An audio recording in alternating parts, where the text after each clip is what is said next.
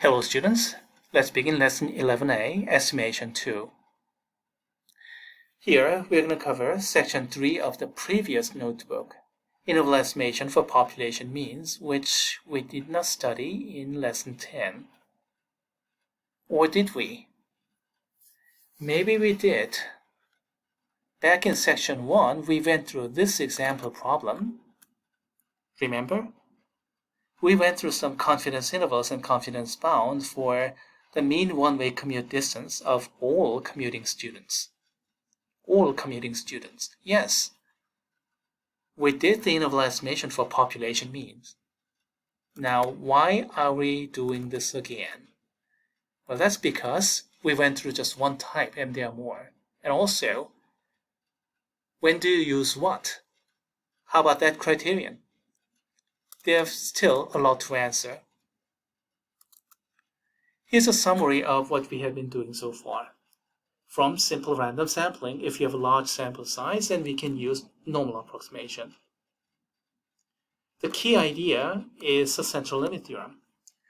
No matter what random variable we begin with, if we repeat it independently many times and take the average, then the probability distribution of that average, which we call the sampling distribution of the sample means, more or less follows a normal distribution. A normal distribution of the same mean mu and a new standard deviation of sigma over square root of n, which we call the standard error. This thing is called the standard error. And of course, this approximation is not always true. As a matter of fact, this is a limit theorem, so it works for larger n value, the larger the better. In practice, for a sample size 100 or more, we'll usually accept it when we are dealing with the population means. For a small sample size, typically 50 or less, on the other hand, no. Yes, we can do normal approximation, of course, anytime. It's just that the approximation is not very good. We have too much error, so after all the hard work, the result we get may be a garbage. Now, what about between 50 and 100? That's a kind of gray area. We may do one thing or the other thing, depending upon the circumstance or the error tolerance and so on and so forth. And I see many students who prefer to have just clear cut. More than 30, less than 30, kind of like that. But in reality, once you step outside of the classroom, that kind of thing never exists. Never. Always, there are gray areas. In this case, typically 100 or more versus typically 50 or less. Now, if you go through some old textbooks, you sometimes see 30 or more, then you can use normal. But this is so old school. I mean, back in 1930s, 1970s, the expectation for computing was not really there because the computation technology was not there yet. But nowadays, the expectation is much higher. So 100 or more is modern day criterion, and then 50 or less is the other. So 50 or less means small sample, or arguably even less than 100, small sample. Now what do we do? Well, let's answer the question, and here's the full picture. From simple random sampling, if you have large sample, then you go to normal approximation. That's good. Now, if you have small sample, then you have another question to answer. If the original population is normally distributed or not. Now, this question can be rather restrictive, especially if you step outside of the classroom and you're leading your own statistical research. This is an important question. If the original population is not normally distributed, then what do you do? Small sample, things are not working out. So what do? You have to go back to your sampling design stage and take a large sample, and then you take the normal approximation from there. That's what we'll have to do typically, but that's when outside of the classroom. In class, all the problem you're going to see will have sort of an answer one way or the other. So it'll work one way or the other, whether you use the normal approximation or the t-distribution, which I'm going to mention later. So this question is not really relevant for exam problems. Is the original population normally distributed or not? So many students just forget about it. And in fact, once you step outside of the classroom, this is an important question. Always you have to have some contingency plan to fall back on. So if things are not going well, okay, what do? Go back to previous step and then redo this with bigger sample size and then redo everything. Bigger sample means more money, more time, but we have to do this. You may have to make that kind of decision as a leader. In class, when you're taking an exam, you don't have to worry about it. Larger sample, normal. Smaller sample, all right, let's go to the next criterion. Do we know the population standard deviation sigma? Yes? All right, then you use the distribution. This is not an approximation at all because original distribution is normal and you know population parameter associated to that, so just use that normal distribution. No approximation, all fine. If the original population is approximately normal, then it's an approximation, but still. If we know population standard deviation sigma, use z-distribution. Now, what if unknown sigma? You don't know population standard deviation, so you'll have to take a point estimate of sample standard deviation. With that, we cannot use the z-distribution, so you have to use t-distribution. So what is t-distribution?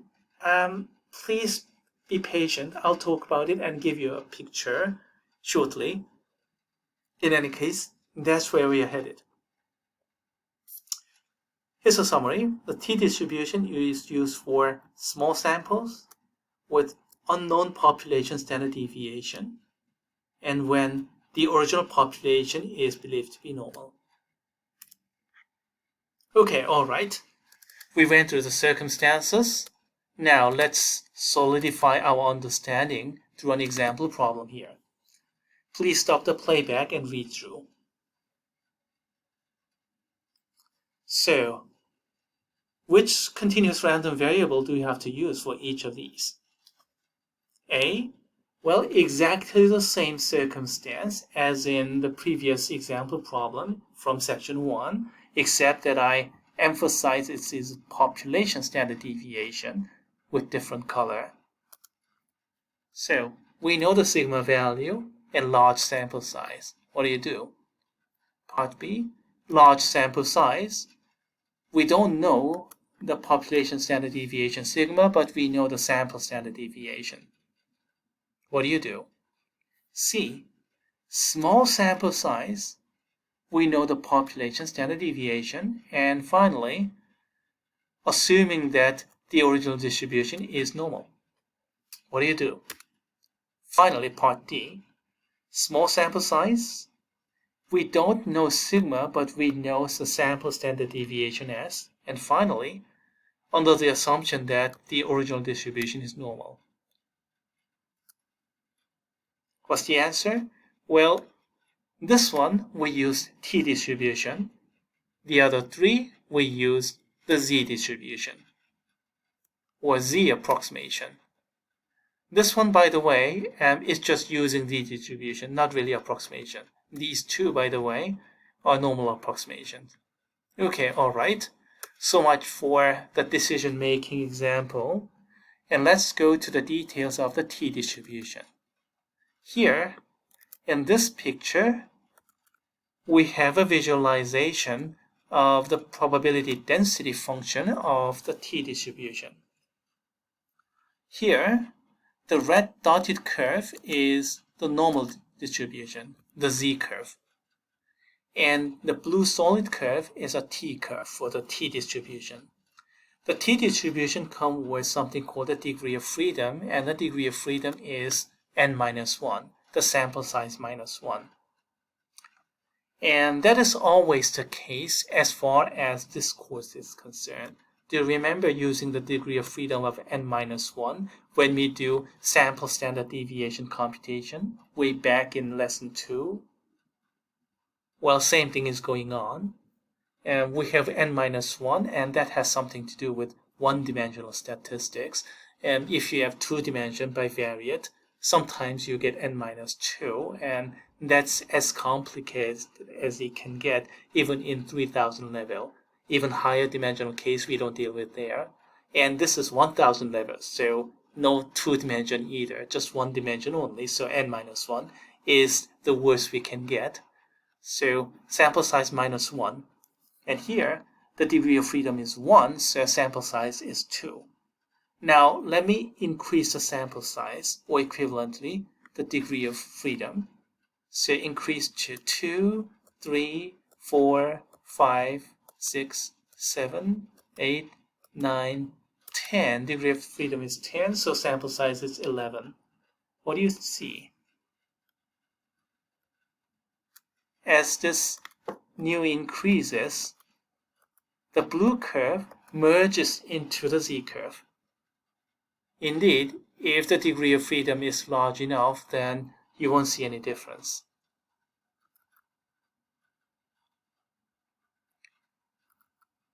As for the use of that t-curve, let's go back to the t-curve. As for the use of the t-curve, the same standardization formula applies. Z is n-center over SC. Likewise, T is n-center over SC. You see, this formula is extremely versatile. No wonder it is called the formula number 1 for this course.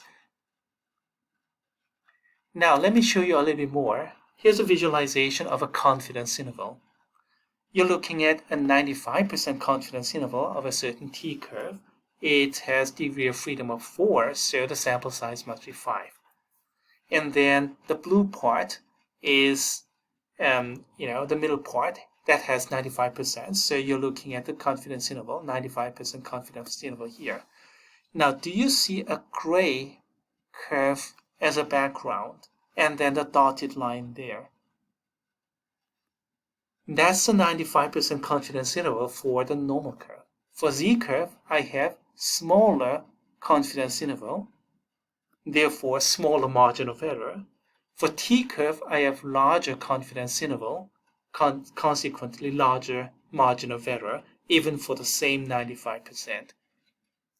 If I go to much larger sample size, then what do you see? They kind of merge together, so the difference is almost invisible. Do you still see some dotted line here?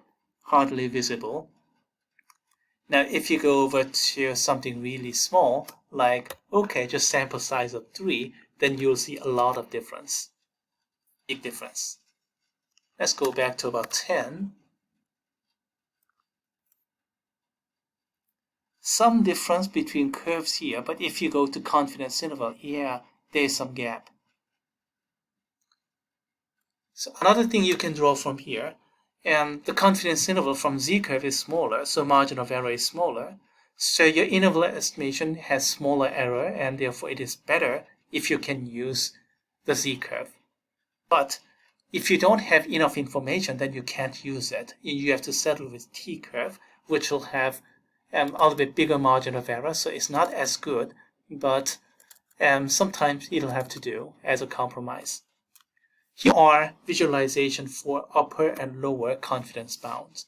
Lower confidence bound here, upper confidence bound there. Both are for a degree of freedom of 4, so sample size of 5, and the confidence level is 95%. Of course, if you want to change that to something different, 98%, say for example, you can change it accordingly, see how it is affected, and then you can change the sample size, and then see how things are affected by the changes in sample size. No difference between Z and T because sample size is so large. Okay, so much for all the theory, and we'll talk about application problems in the next video.